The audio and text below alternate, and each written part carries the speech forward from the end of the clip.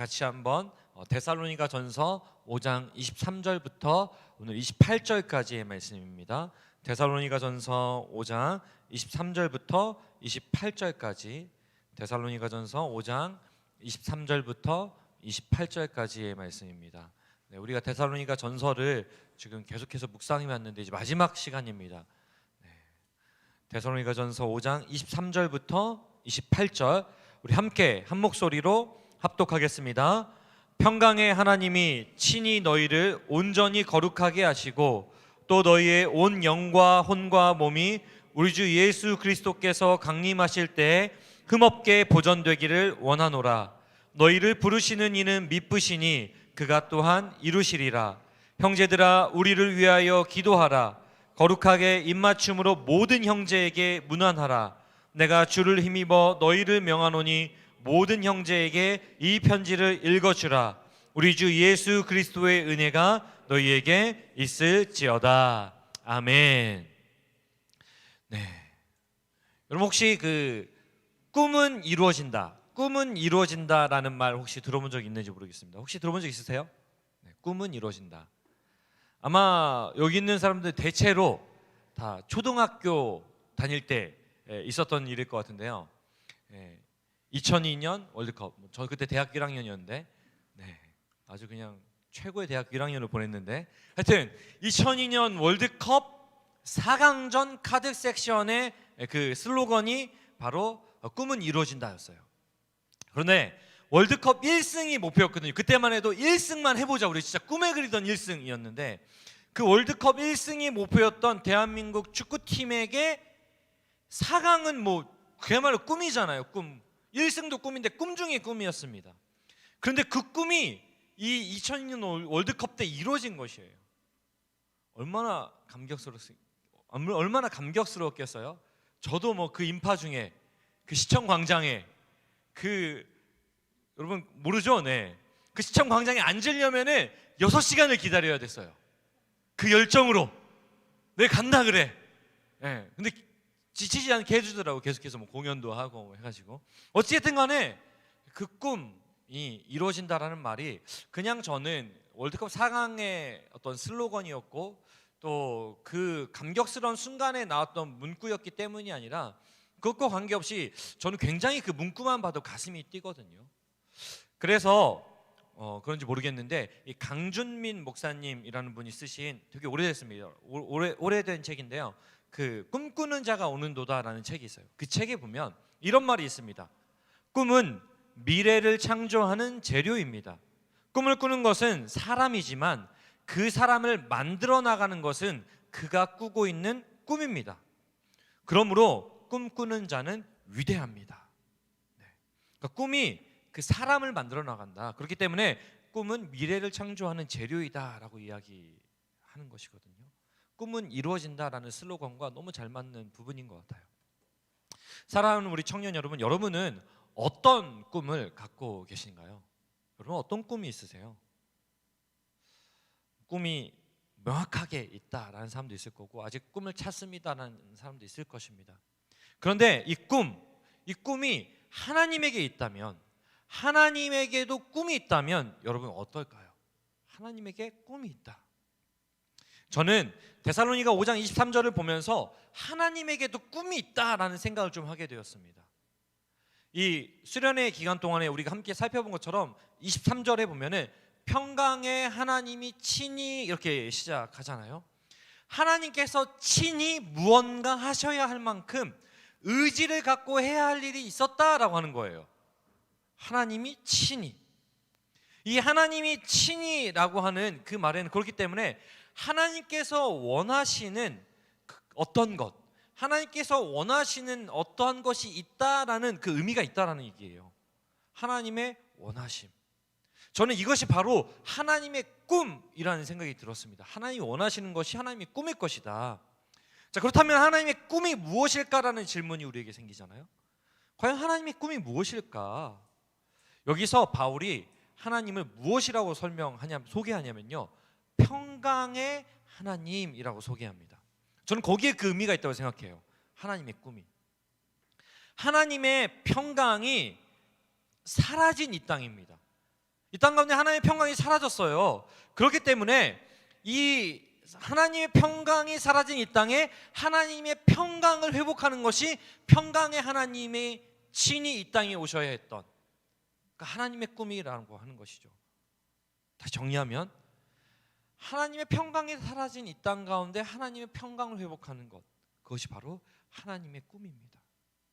그래서 여러분 성경을 이 긴 책이지만 쭉 읽어보시면은 이 성경의 이야기는 하나입니다.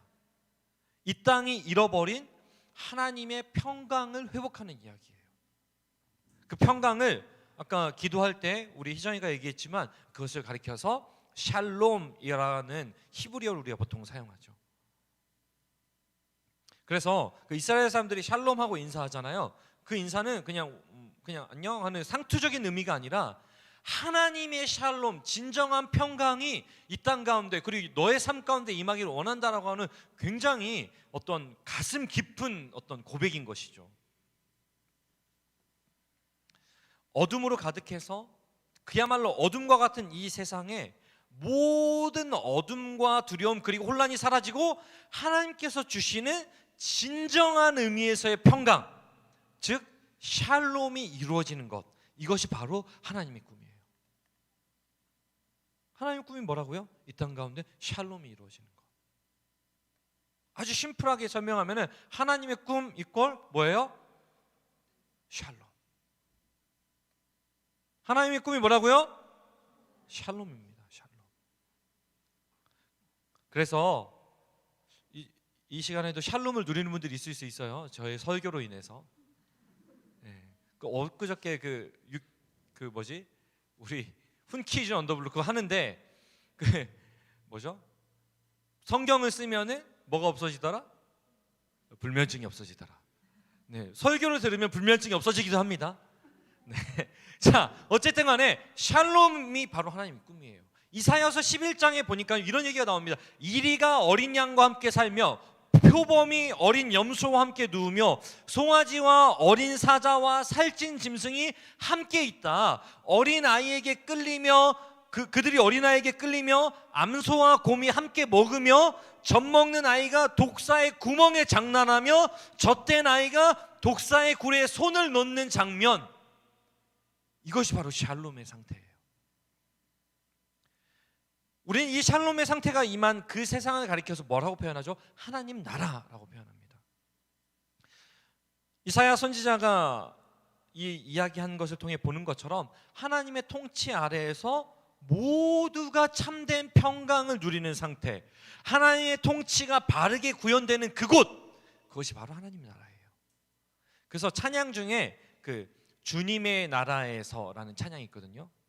여러분 아는 분도 있을 건데, 주님의 나라에서 우리 함께 거하리라, 그토록 바라던 그곳에서 주와 함께가 핵심이고요.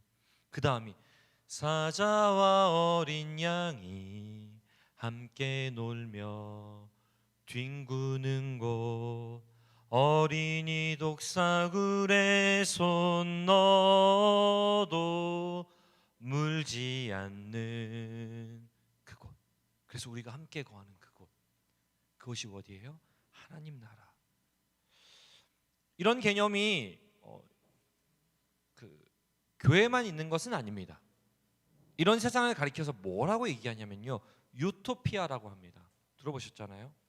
근데 이 유토피아라는 말은요, 16세기 영국의 인문주의자인 토마스 모어라는 사람이 처음 사용한 말인데요, 이 유토피아라는 단어는 없다라는 의미를 가진 유하고 장소라는 의미를 가진 토피아라는 이 단어를 합쳐서 만든 이 말이에요. 그러니까 영어로 말하면 no place예요. 없는 장소, 존재하지 않는 곳. 그 말을 바꿔서 말하면은 좋은 곳은 좋은 곳인데 인간이 만들 수 없는 곳, 인간이 만들 수 없는 세상이 뭐예요? 유토피아라는 말이에요. 인간의 힘으로 이런 세상을 만들 수 없기 때문에 23절에서 하나님께서 뭐라고 얘기하냐면요, 하나님께서 친히 그 일을 하신다라고 설명하는 거예요. 그런데 하나님이 혼자 그 일을 하지 않습니다. 혼자. 인간의 힘으로 불가능한 일이지만 그럼에도 불구하고 하나님께서는 사람을 통해서 하나님 나라를 세워가기 원하시는 것이에요. 그래서 요한복음 1장 9절처럼 참 빛으로 하나님께서 직접 친히 이 땅에 오셔서 어떻게 하셨다고 제가 설명드렸죠? 각 사람을 비춤으로 이 일을 시작합니다. 그 빛이신 예수님을 만난 사람들에게 이미 하나님 나라가 임하는 거예요. 그래서 누가복음 17장 21절에서 하나님 나라는 너희 안에 있느니라 라고 예수님 말씀하시는 것이죠. 참빛이 오셔서 참빛을 만난 이들에게 어떤 일이 일어나는 것입니까? 그 안에 하나님 나라가 임하게 되는 것입니다. 빛이신 주님의 통치를 받는 모든 사람에게 이미 하나님 나라가 임한 것이에요. 하나님 나라가 중심인 사람이 되는 것입니다. 예수님의 통치를 받는 것이죠. 그래서 첫날 저희 우리가 중심에 관한 이야기를 했잖아요. 그래서 하나님 나라가 중심인 사람들은 뭘 한다고 저희가 얘기했었죠? 뭐예요? 예배. 뭐 한다고요? 예배. 자, 그렇기 때문에 이 빛이신 예수님을 만난 사람들은 예수님의 통치를 받고 그렇기 때문에 변화가 일어난다고 이야기했습니다. 그래서 데살로니가전서 5장 23절에서 바울이 온전히 거룩하게 하셨다라고 표현합니다. 그러니까 어떤 변화냐면요, 변화의 어떤 느낌, 변화된 느낌이 드는 정도가 아닙니다. 중심이 바뀌는 것. 중심이 바뀌었기 때문에 뭐가 바뀌어요? 마음과 생각의 변화가 일어납니다. 마음과 생각의 변화가 일어나니까 자연스럽게 삶의 변화로 이어지는 것이죠. 그래서 둘째나 했던 얘기, 하나님 나라에 진심이 담기기 시작해요. 내 마음과 생각을 통치하는 그 주체가 달라지는 것이죠. 그 주체가 달라졌기 때문에 뭐가 달라져요? 태도와 행동이 달라지고 결과적으로 라이프 스타일에 변화가 나타나는 것입니다.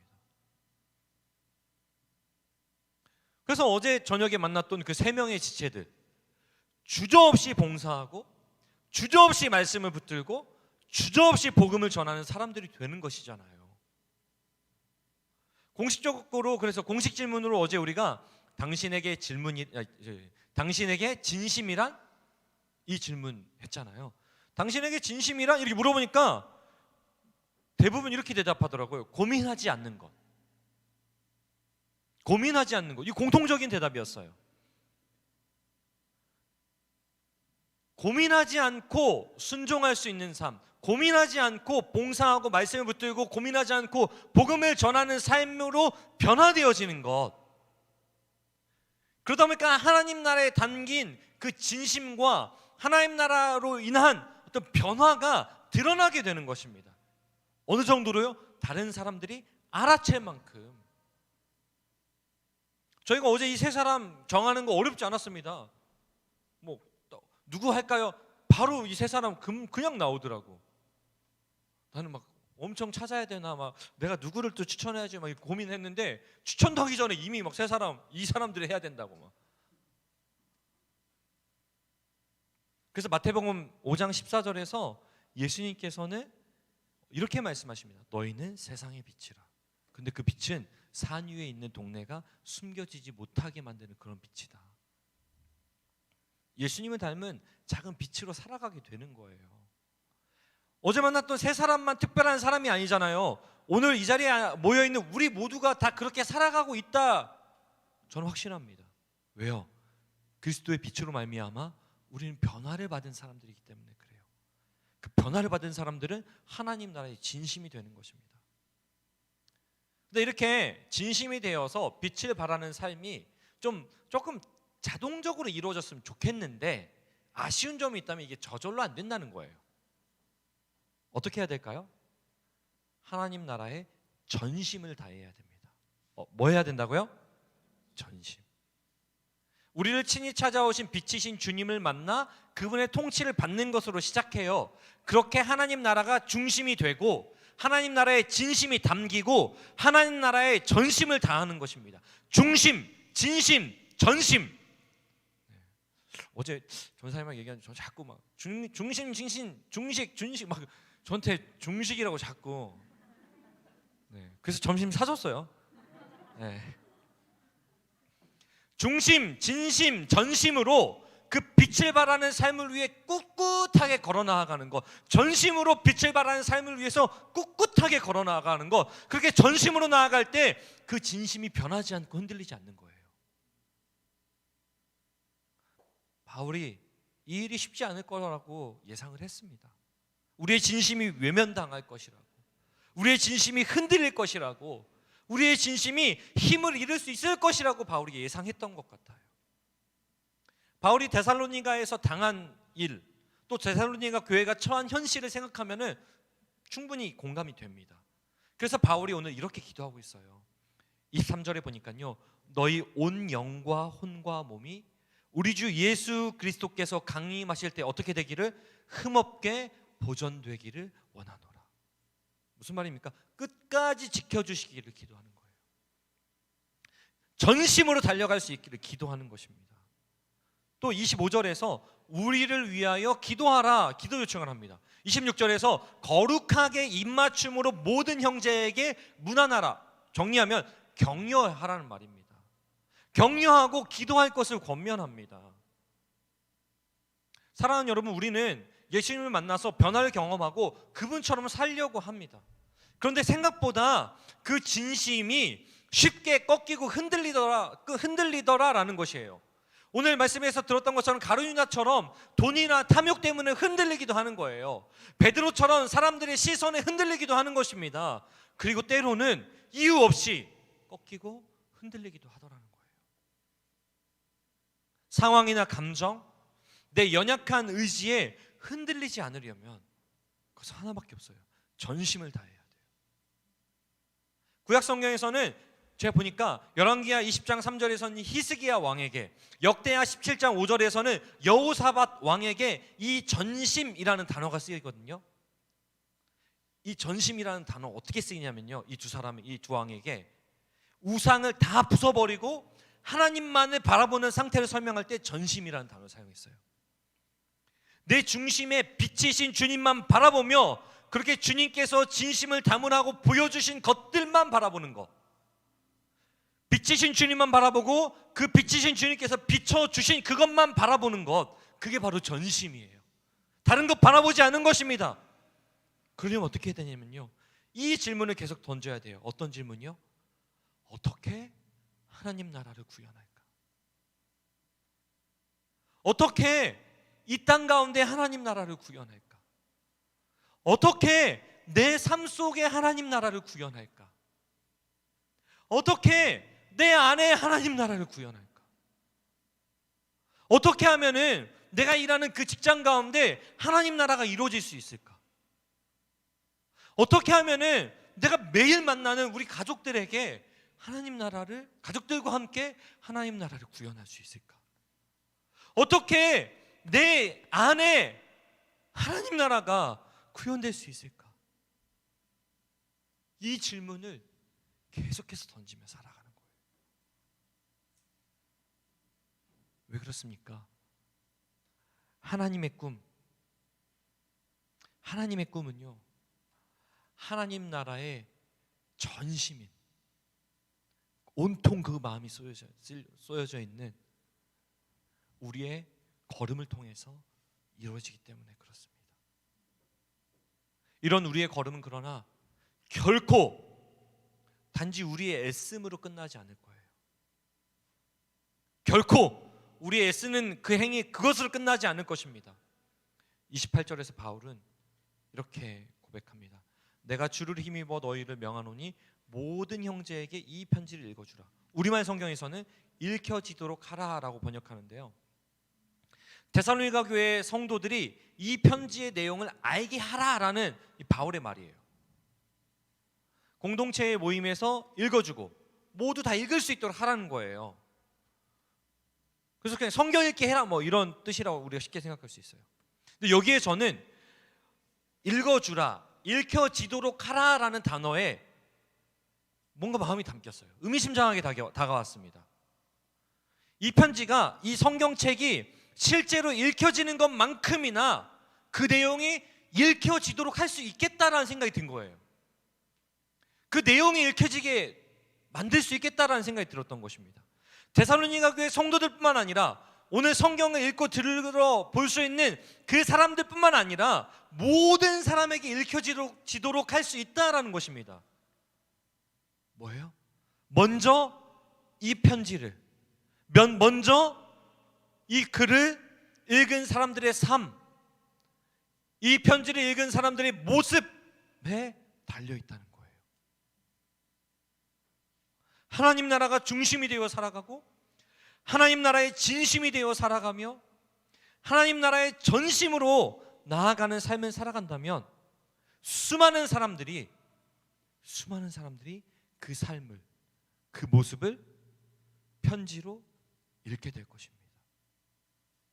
우리의 모습을요.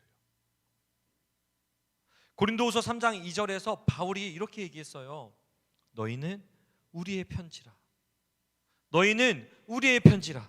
우리 마음에 썼고 뭇 사람이 알고 읽는 바라. 무슨 말이에요? 모든 사람이 읽는 편지가 바로 우리라는 겁니다. 우리의 걸음이 하나님의 꿈이 된다는 것은 그냥 우리의 애씀으로 끝난다는 것이 아니라 뭐예요? 하나님 나라의 중심, 진심, 전심인 우리의 삶이 편지로 분명히 읽혀질 것이라는 이야기입니다. 만약에 애쓰지 않는다면 우리의 편지가 어떤 편지를 우리는 전달하게 되겠습니까?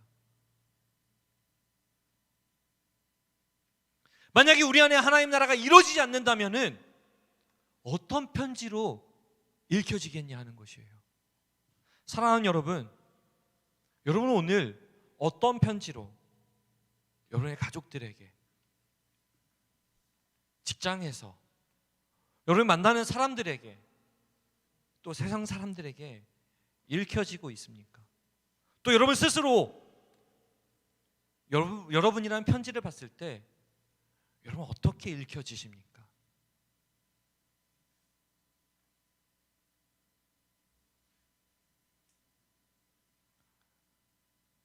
말씀을 정리하려고 해요. 이런 우리의 아름다운 편지가 되고자 하는 노력, 그래서 하나님 나라의 중심, 진심, 전심으로 살아가는 이런 우리의 노력과 이런 수고가 헛되지 않은 이유가 있습니다. 뭐냐면요, 하나님 나라가 유토피아,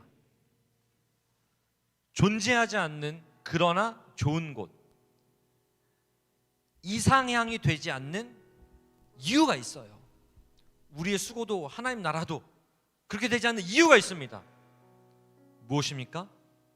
이것이 하나님의 꿈이기 때문에 그래요. 제 이야기가 아니라는 거예요.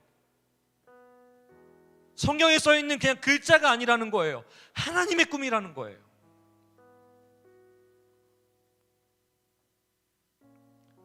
그래서 바울은 데살로니가전서 5장 24절에서, 혹시 우리 데살로니가전서 5장 24절은 같이 한번 이렇게 읽어볼까요?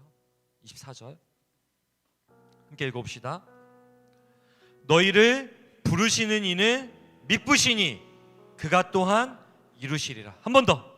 너희를 부르시는 이는 미쁘시니 그가 또한 이루시리라. 신실하신 하나님의 꿈이며 신실하신 하나님께서 그 꿈을, 이 일을 완성하실 것이기 때문에 그래요. 그래서 앞선 데살로니가전서 2장 12절에서 하나님은 너희를 부르사 자기 나라와 영광에 이르게 하시는 하나님이시다. 사랑하는 청년 여러분, 하나님 나라는 우리의 걸음을 통해서 세워지는 나라입니다. 그러나 매일같이 넘어지고 실수하고 무기력해지고 그런 연약한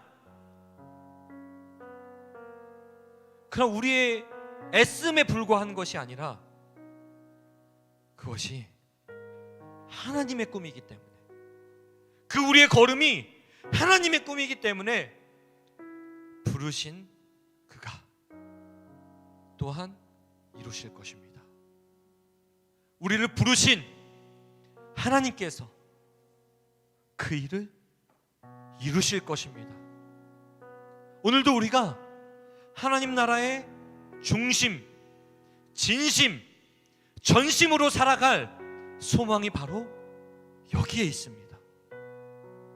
하나님 나라는 하나님의 꿈이요 우리의 걸음이기 때문입니다. 사랑하는 동역자 여러분, 이 일에 동참하지 않으시겠습니까? 사랑하는 동역자 여러분, 누가 이 일에 함께 하시겠습니까? 하나님께서 부르시고 이 자리에 모아주신 바로 우리 청년일부 동역자들인 줄 믿습니다. 확신합니다. 여러분 함께 그 일이 이루어갑시다. 부르신 이가 또한 이루실 것입니다. 그런 소망을 가지고 주의 나라가 임할 때 그 나라가 분명히 임할 것을 나는 믿습니다. 그 나라가 임하면 참된 샬롬이 선포되어지고, 그 나라가 임하면 사자와 어린 양이 함께 뛰놀고 어린아이가 독사구리에 손을 넣어도 물지 않는 그 놀라운 일이 펼쳐질 것을 나는 믿습니다. 그런데 그 나라가 언젠가 올 나라가 아니라 이미 내 안에서 이루어졌음을 나는 믿습니다. 그리하여 내 삶이 변화되었고, 그리하여 나의 중심이 변화가 되었고, 그리하여 나의 중심에 그리스도가 통치하시는 줄로 믿습니다. 주여, 내 삶 가운데 그 일을 행하시고, 주여, 내 마음 가운데 그것을 가득히 부어주시옵고, 그런 우리로 인하여서 하나님의 나라가 이루어지는 것을 우리가 함께 보게 하여 주시옵소서. 부르신 하나님이시여, 우리의 삶 가운데 그 일을 또한 이루어 주시옵소서. 우리의 그런 마음으로 이 고백을 함께 고백하며 나아가기 원합니다.